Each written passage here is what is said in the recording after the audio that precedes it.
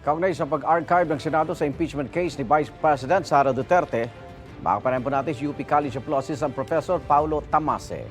Professor Tamase, magandang umaga po. Magandang umaga din, Igan, at sa inyong mga tagapanood. Para maunawaan lang po ng publiko, pag sinabing archive, ano na ba ito? Patay na po ba o nakatabi lang po at pwede pang buhayin? Pwede natin siya tignan na patay hanggang buhayin. So, bagaman hindi pa talaga na-dismiss naman yung kaso ng impeachment, ay natutulog siya ng deep sleep siya ngayon sa Senado hanggang buhayin siya ng isang tama na motion. At sakali baligtarin ng Korte Suprema yung kanilang naunang desisyon, pwede na magtrabaho uli ang Senado. Well, kung babalik rin ng Korte Suprema yung desisyon nila, hindi automatic na mabubuhay yung kaso. Kailangan pa rin maghain ng motion no, sa Senado.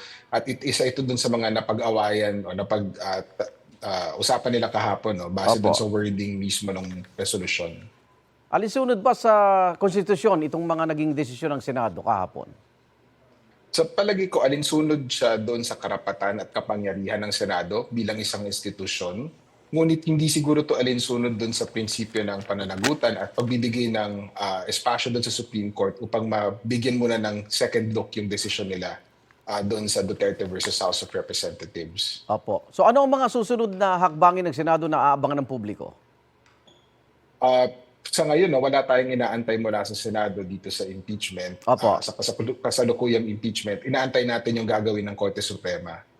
Kung babalik na rin ng Korte Suprema yung desisyon niya, then maaari na may maghain ng sapat o tapat na tama na motion sa Senado upang buhayin ulit yung kaso ng impeachment. Ngunit kung hindi ito babalik na rin, then mukhang refiling na ang susunod na usapan. So sa Kamara naman po, yun ang susunod nila hakbang. Mukhang marirefile na sa February 2026 na po ito.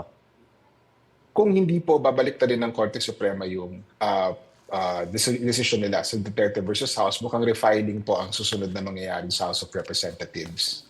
Maraming salamat, Assistant Professor Paulo Tamase. Ingat po. Maraming salamat din po.